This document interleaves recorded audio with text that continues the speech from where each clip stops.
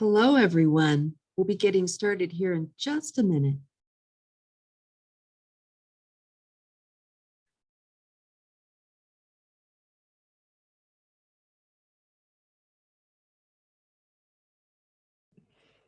All right, good morning, everyone. We are going to get started and allow others to join as they're able to. My name is Stacy Miller. I'm an academic advisor at Truckee Meadows Community College, and I will be your moderator today for this session. Welcome to Engaging Students in a Virtual World. Become a Zoom Pro. Our presenter today is Adine Stormoen. Adine works for two grant programs at Truckee Meadows Community College, the Nevada Embry and Veterans Upward Bound. She has done Zoom workshops for students, faculty, and staff at Truckee Meadows Community College, as well as for the National Association of Veterans Upward Bound and the New Mexico Trio Conference. Welcome, everyone, and we will get started. Just so you know, we would ask that you keep your mics muted throughout the session unless you're asked to repeat a question that you might have by the presenter. If you have any questions, please put them in the chat box and we will do our best to make sure we get to them during the presentation. And I will provide for everyone a 5-minute warning towards the end of the presentation. So welcome and let's get started. Hello, everyone. My name is Adine. It would be really great if everybody would turn their cameras on if they're able to. We will not be recording your cameras, just so that you know. This way I can see that you're there, and I can, sometimes it's hard to see the chat. Stacy will be helping me monitor the chat, but I can see confused faces a lot more quickly.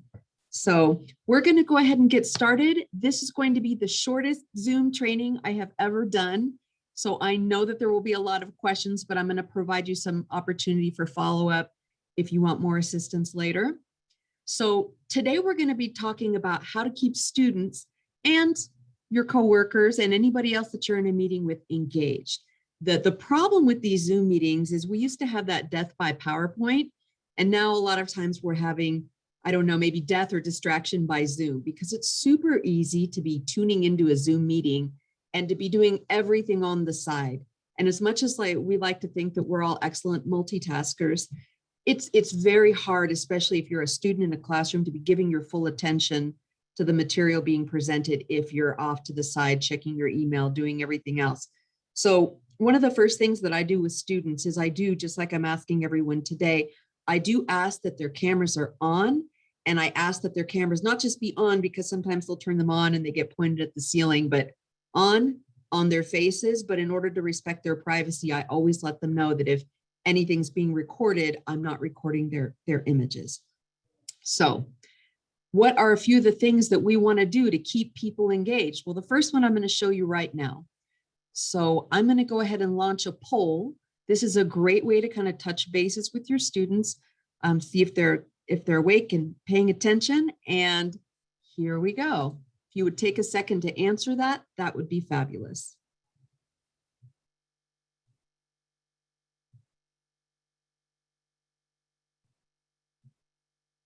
Great. And so what I'm looking for here is what you've used as a presenter, right? Because many of us have used these as participants, but as the presenter. Good. Excellent. What's really nice about using polling is, from my perspective, I see the poll that you all see, but I also see how many of you have answered. So right now we have 30 people in here, and I can see that 24 of you have already answered. I can also see a little timer that tells me how long I've had this poll up.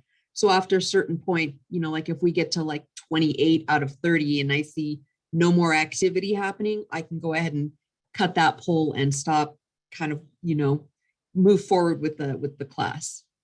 All right, so I see that we're at a minute and 24 out of 31 people have answered the poll. Since we're just doing this for a demonstration, I'm going to go ahead and end the polling. So I'm going to share the results with everyone. This is something I really like to do in a class.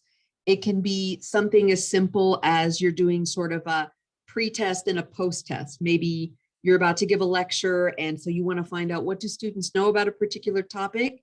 You ask them before, and then you would relaunch the exact same poll afterward and see what they've learned in the interim. So looking at the results here, I can see that everybody who answered has done share screen. Great. About half of you have done a video share. Great.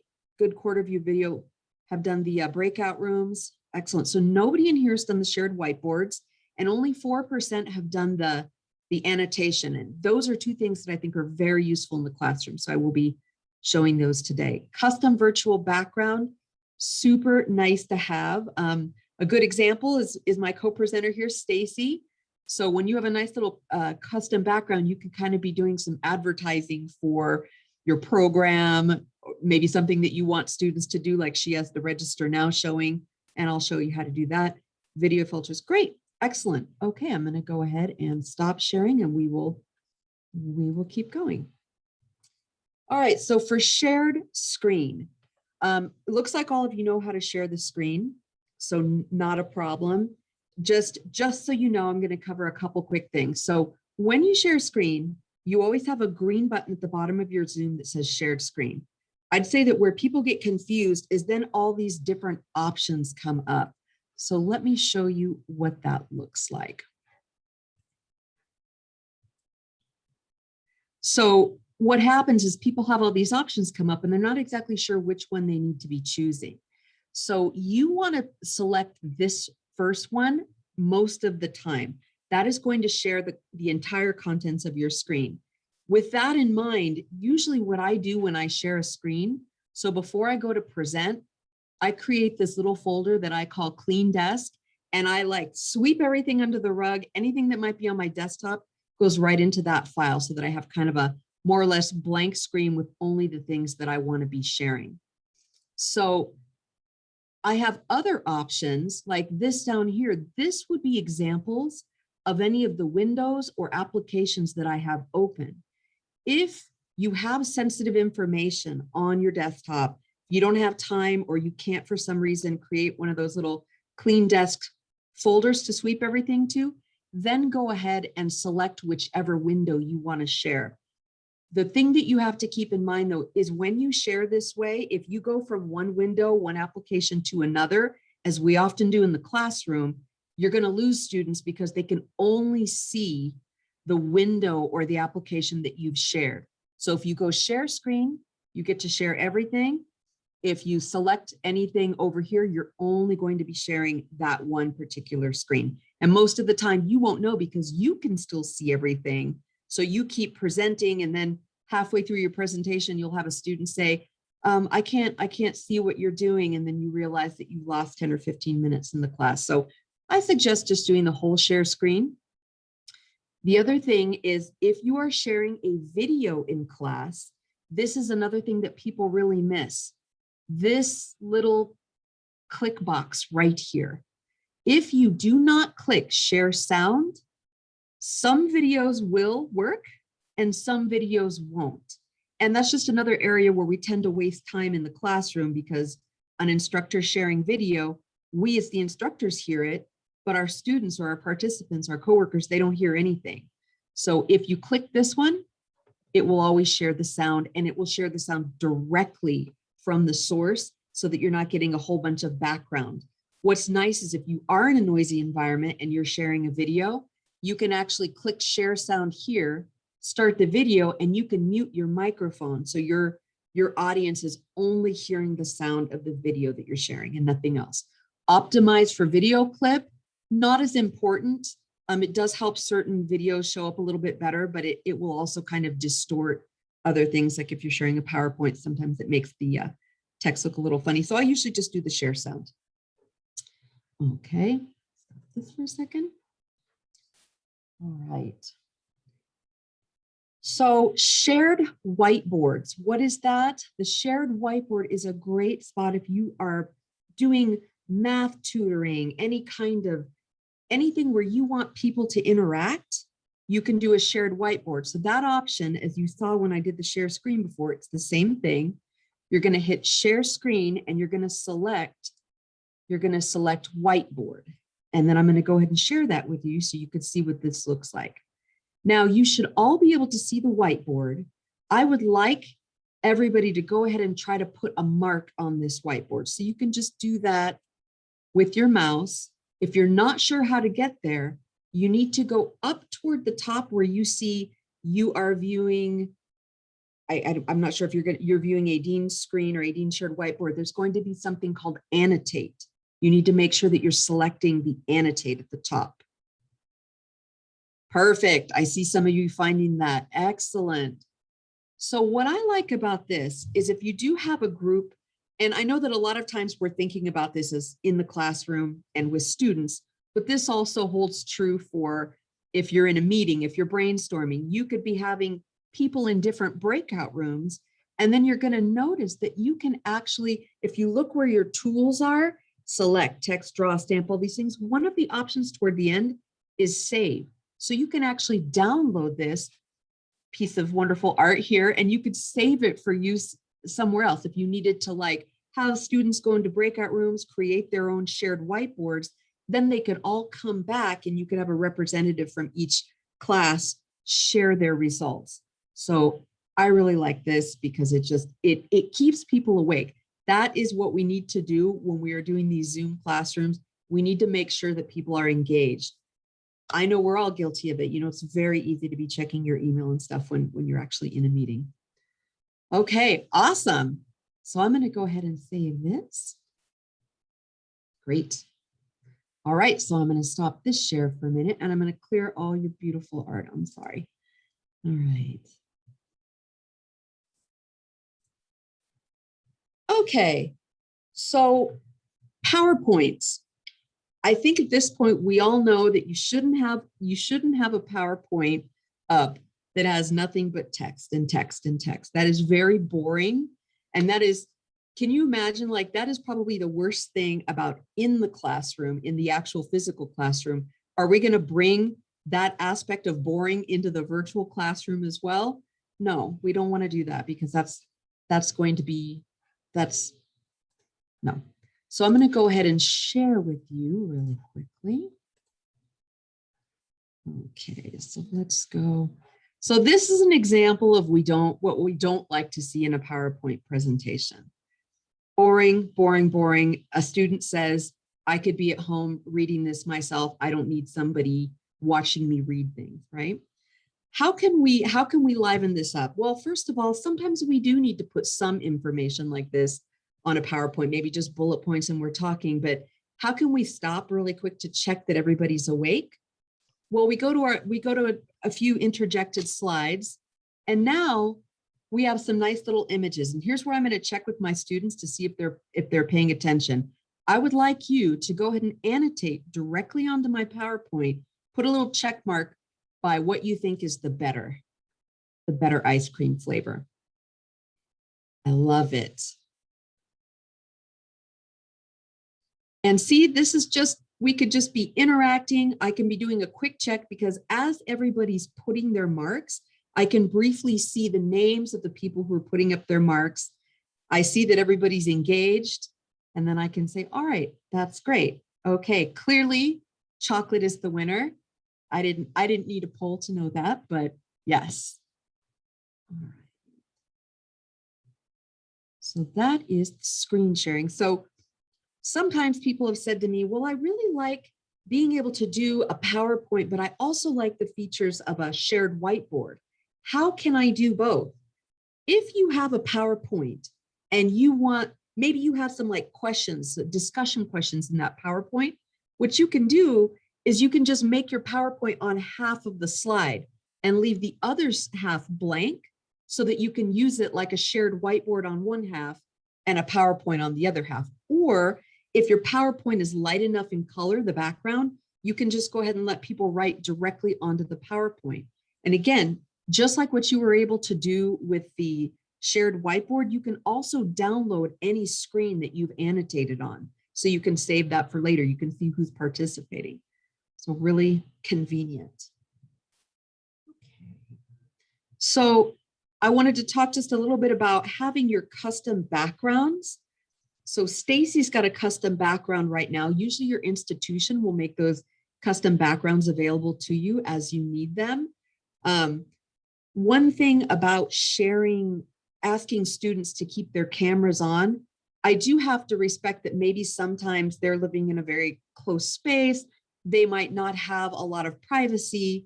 And even though I'm not recording them, perhaps they don't want to share their actual background with me. So I do make sure that all of my students know how to use their virtual backgrounds and that they're able to download custom ones if they want. One that I really like that's just a quick one, you don't have to choose anything and it's not fancy, is if you look next to your video icon where it says stop video, there's a little caret. And if you select that little caret, you can go to choose virtual background. So you can either do like what Stacy has, and she's downloaded a virtual background that the institution provided us. But a really nice quick one is the one that's right next to the none. It's just called blur. And so the blur is just going to kind of blur out what I have in the background. So if I have a bunch of boxes and everything like I had behind me, it minimizes it enough and you don't really have to think too hard. But I would say go ahead and let people make their own. You know, it's sort of nice. That's a great project for a class. If you want people to get to know each other better, maybe have them do a PowerPoint slide where they've put maybe things that they like or things that they actually want to share with the class.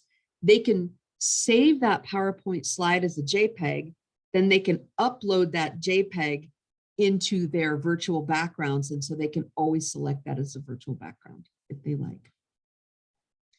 So I'm going to take 1 second here to ask for questions because I know I'm running through this material really quickly. How are we doing? If you have a question right now, feel free to unmute yourself and ask it. Or are we so far so good? All right, I see the thumbs up. Excellent. Okay, so that brings me to our next topic. When you are setting up meetings, you need to make sure that your settings are correct to enable a lot of these features. So I'm going to screen share with you and just show you a couple really quick, because it can take us an hour to go through all the individual settings, but we're just going to do a quick review of some of the really important ones here. Sorry, let me get out of here.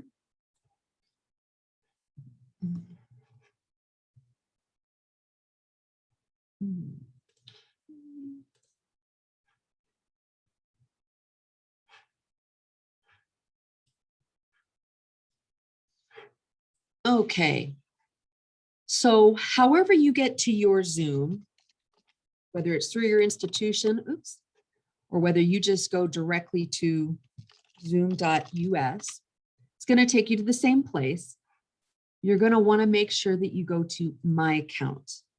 When you go to My Account, you're going to go to your settings. This is going to be how you create like the default settings for any meeting that you create. So when you go into settings, you want to make sure that you have chat, if you're going to allow chat in your meeting.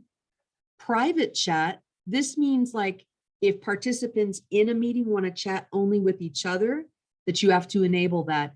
That is up to you. Sometimes in a classroom setting, you might not want students to be able to chat each other, but if you don't care, you want to make sure that that's there. Auto saving of the chats, that's for your own self if you want to make sure that you don't forget to save your chats. File transfer is a nice one to have enabled, because if a student or you need to put a PDF or a Word document directly into the chat that students can access, you want to have that one on.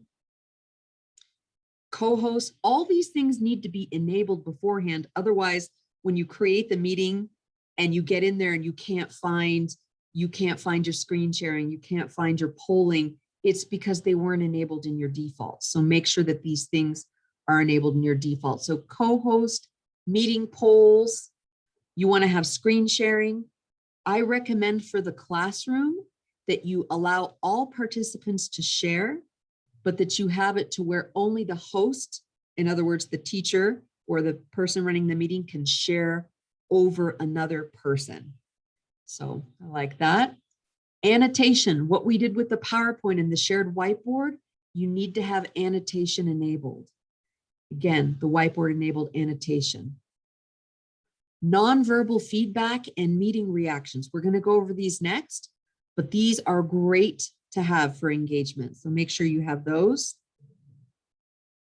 And make sure you have your breakout rooms enabled if you're going to use breakout rooms. Okay. So what are these nonverbal communications? If you look down at the bottom, or depending on how you have this set up, of your screen, you're going to see a little happy face that says reactions. I would like everybody to throw up a reaction for me. So great. So those reactions are just those little emojis that we have that allow you to say that you like something, that you don't. It's just those emojis will only last for 10 seconds, but I think they're a great way, especially when you're asking people to mute, to just sort of make sure that everybody's paying attention. You know, if you want to do a quick check and say, hey, everybody, is everybody still with me? And everybody throws a thumbs up. Perfect. You know, you've got them still. So the other things directly below that top row of emojis, those are going to stay up on your screen until you remove them. So you've got the yes, the no, go slower, go faster, and the raise hand. I'd like everybody to go ahead and raise their hand for me. Wonderful. Wonderful. So the only downside to the hand raising is that if I'm in a classroom, I do not know the order that someone has raised their hand. So if you have a larger class, or if you're not sure, what I tend to do is I will have someone raise their hand and put their name in the chat. And then when I see a raised hand, I can scroll down and see where they were, and I can address anybody else with their raised hands. Because if I have the participant list and the chat open at the same time, then I can see a little hand icon next to people's names. And then I can just look and see what the order was. That way I can make sure I'm answering everybody. So now everybody put your hand down. You're just going to go back to that same spot and go to lower hand. So those stay up forever unless you pull them down, but the little emojis just stay up for 10 seconds. So good. All right. So the breakout rooms. Breakout rooms are really great in the classroom. I'm teaching a class right now, and right now we're doing group projects. So it is fantastic. I give every group their own breakout room.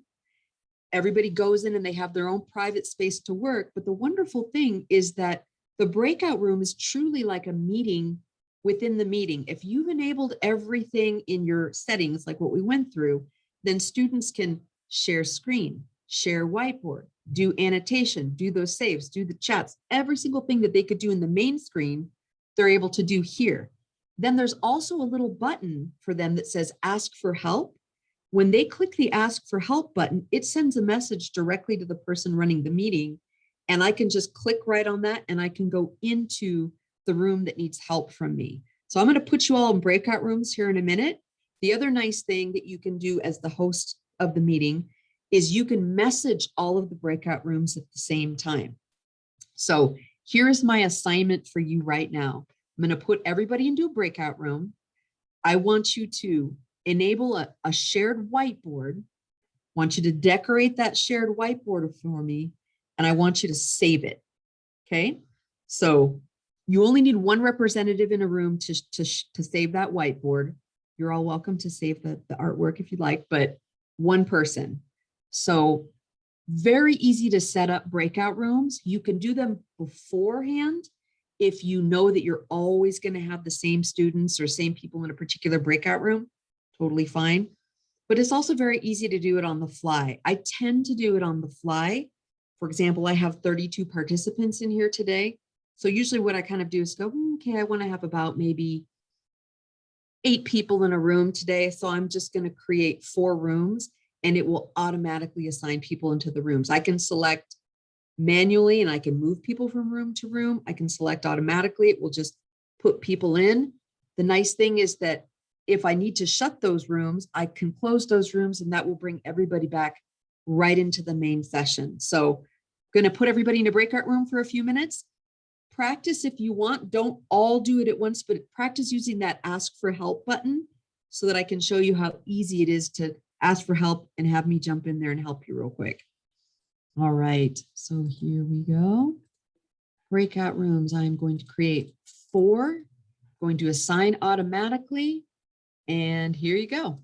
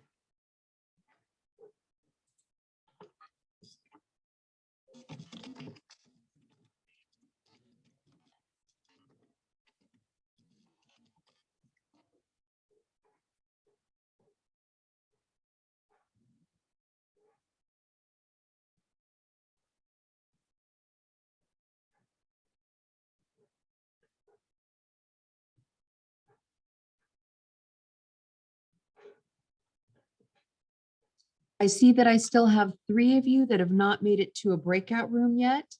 Are you having any trouble getting into your breakout room, or maybe you stepped away from the meeting for a bit?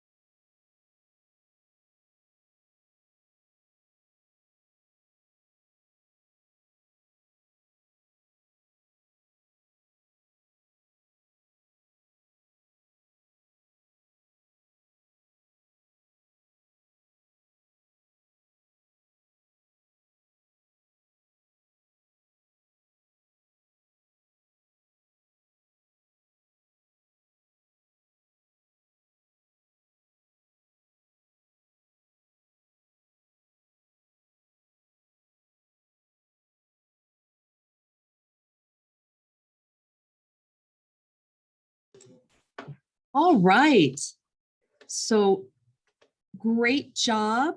I see that. Let me make sure we're all back here. Yep. Let's see.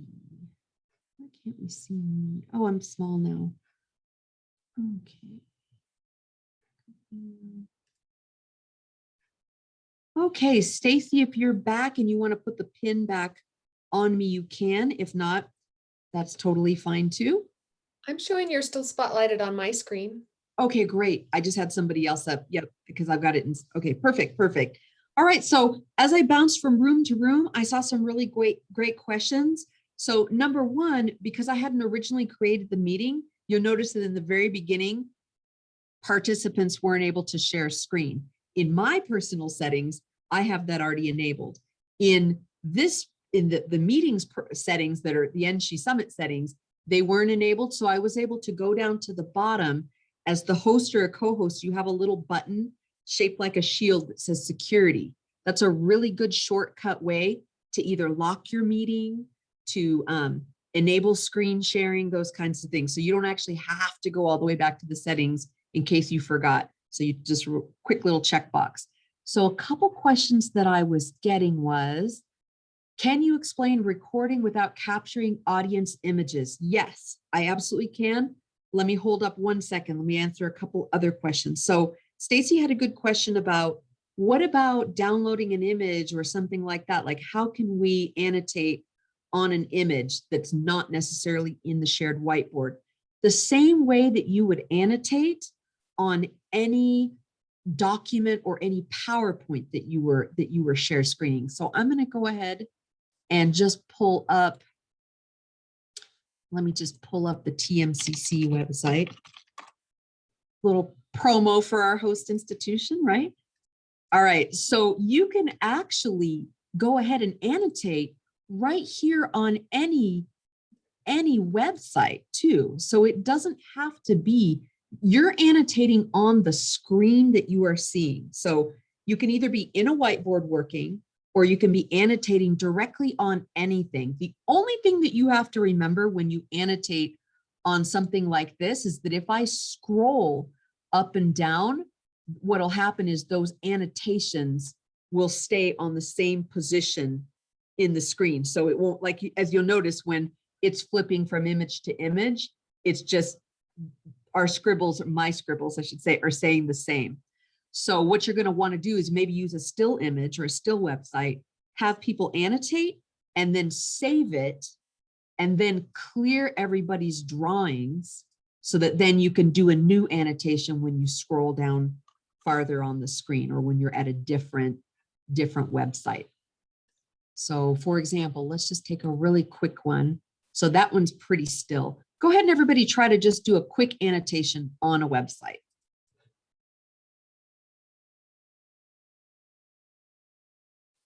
Perfect. Perfect. You guys are doing this great. Now watch, as I scroll though, it's gonna leave my squiggles where they were. So once I get it where I like it, I do the save and then I'm done. So that brings me to another really good question is, where does all my Zoom stuff go? A lot of times we save the chat, maybe we're saving a shared screen and we have no idea where our stuff went. Your stuff is going to go in a Zoom folder that's going to be in the documents area of your computer. So it's not saved to the cloud, it's saved on the actual device that you're using under your documents. So go to Documents, Zoom. Another question that I get asked a lot is, why is it that when I log into a Zoom meeting somewhere else, sometimes my profile picture shows up, sometimes it doesn't show up? What's that about? Is it disabled somehow? So the answer to that question is, there are two things you need to sign into. So you need to log into the meeting by clicking on the link, but there should also be a Zoom app on your computer. So you need to log into the app. If you log into the app, then all of your virtual backgrounds are going to be available. All of your profile pictures, anything that you need will be there. If you don't, you're just logged in. Think of it as you're almost sort of logged in as a guest. Even though you might be logged into your Zoom account on the web, you need to be logged into the Zoom app to have your settings show up. And in a pinch, if you log into a meeting and you realize that you didn't log in, you can still log into your Zoom app while you're in the meeting, and just magically your profile picture will start to appear. So that's very helpful. So now what I'm going to show you is how do we do recording without capturing audience images. I'm going to show you my settings. This will not be the same as the settings for this meeting, but let me go ahead and show you that. So where you're going to want to go is you're going to go back to your Zoom account. So zoom.us or however you get to your Zoom account.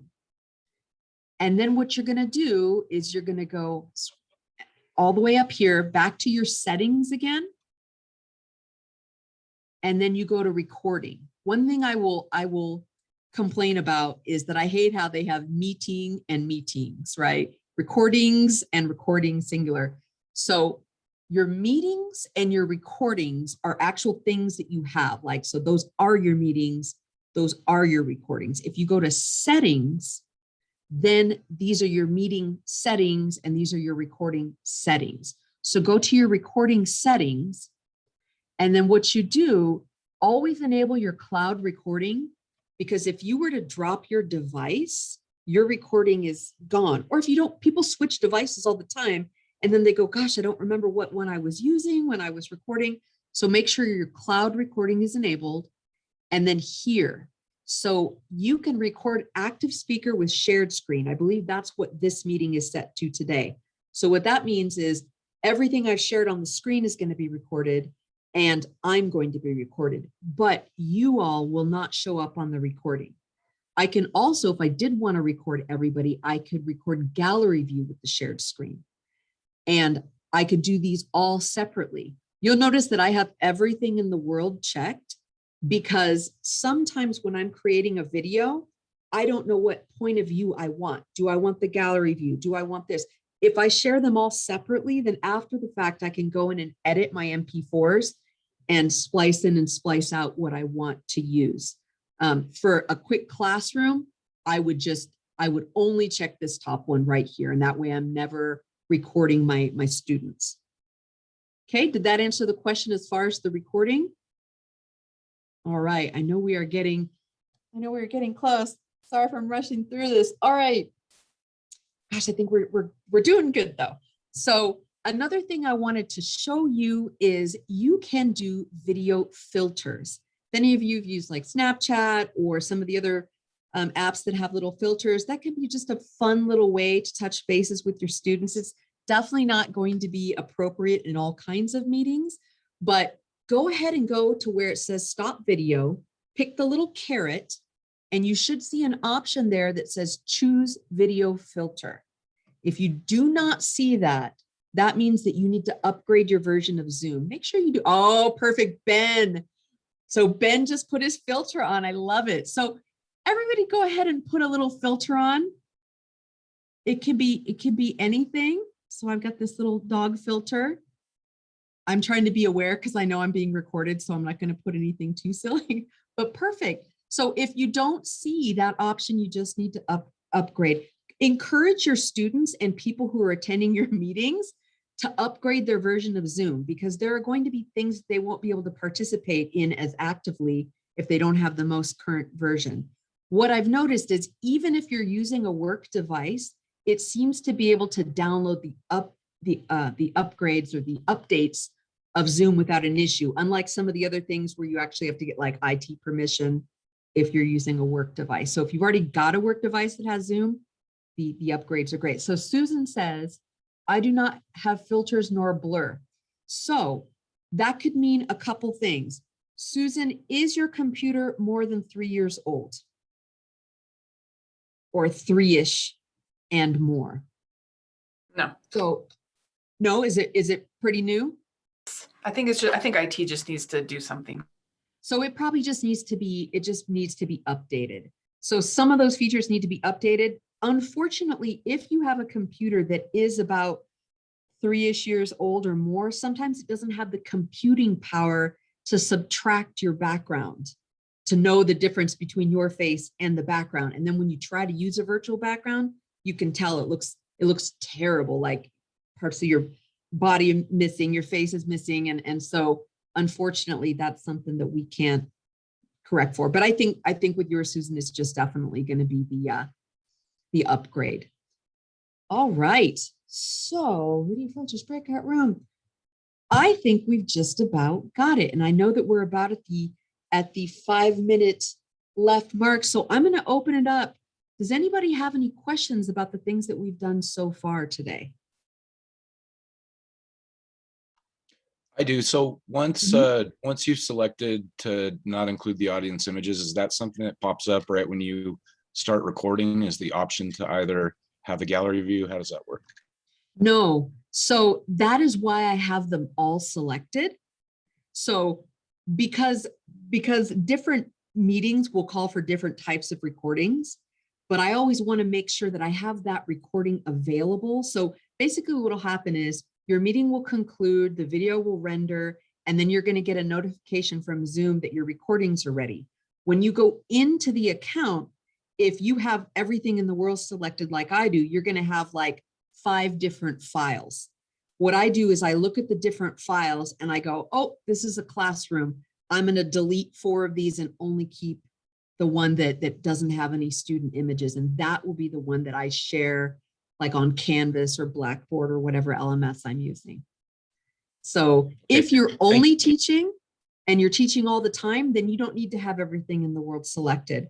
I only do because sometimes I do other things. And if I have something selected and then I meant to save the gallery and I forgot to check that box, then I'm in trouble. So it's easier for me to go in, record everything, and then get rid of the recordings that I don't want. Is that okay, Mike?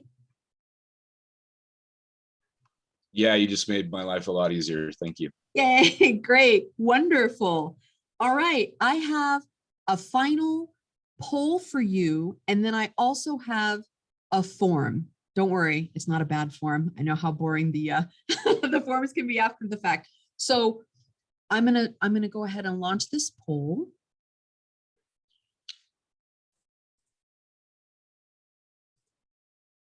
Way, when you create a poll, there is a little box that you can check that says results anonymous.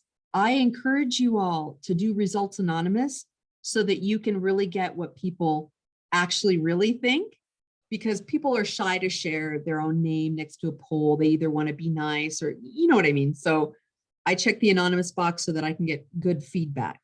The other thing that you can do, because a Zoom poll, you can only pick from preset options.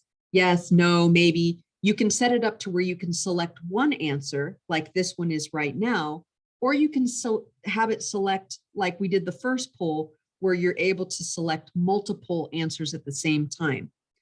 Now, the thing is, I can't fill in the blank or create my own answer or paragraph. So what I sometimes do, yes, is there a way to take attendance for Zoom meetings? Absolutely, there is. So what you do to take attendance for Zoom meetings is you go into your meetings, you go into the section where I showed you at zoom.us, go to reports. When you go to reports, there will be meeting reports, and then you can select who was in the meeting, and then that'll give you everybody. It'll tell you how long they were logged in for, how long they were logged out for. Darn it, I'm not going to have enough time to show you now. So let me end this polling real quick. So awesome. I'm super glad to hear that. So I hope that you will look for that. What I wanted to say is if you would like access to some of the other recordings that I do for Zoom, I'm going to go ahead and put just a Google poll, like a Google form in here. And if you would like access to some of the other trainings where I go like very much in detail over the settings and everything else, and things like the attendance, then just go ahead and add your name and your email to that form, and I will follow up with links for you. I know that you're going to be provided a recording for this particular training that you went through today, but we were just going through it at lightning speed. So if you want something with a little more detail, feel free to add there and I will go ahead and share with you. Adine, there's a Uh-huh. question about screen sharing, the advanced screen sharing. Oh, Will that be okay. covered in what you're going to send as well? Or So let me take a look at that really quickly. Yes, yes. So definitely that will be something. I don't have a recording for that right now, but those will be recordings that are going to be created in the future. So what I'll do is I'll share a link to like the playlist where I upload the different Zoom trainings. And then you're always welcome to like bookmark it and just check. And then as new ones come up. But yes, that's really nice. It's super nice when you have a PowerPoint as a virtual background. It's kind of cool. Mhm. All right. Well, thank you, everyone. I was going through at lightning speed, and I think that I'm actually going to end on time and actually covered everything on my list. So I'm very happy today. Any final questions or comments before we log off?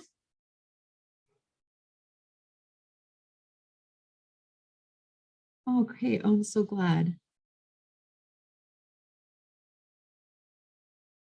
All right, well, thank you, everyone. And thank you, thank you. And then Stacy, I know I'll let you go because I know you have to moderate the next one. So thank you, everyone. I'll go ahead and end the meeting now. Bye.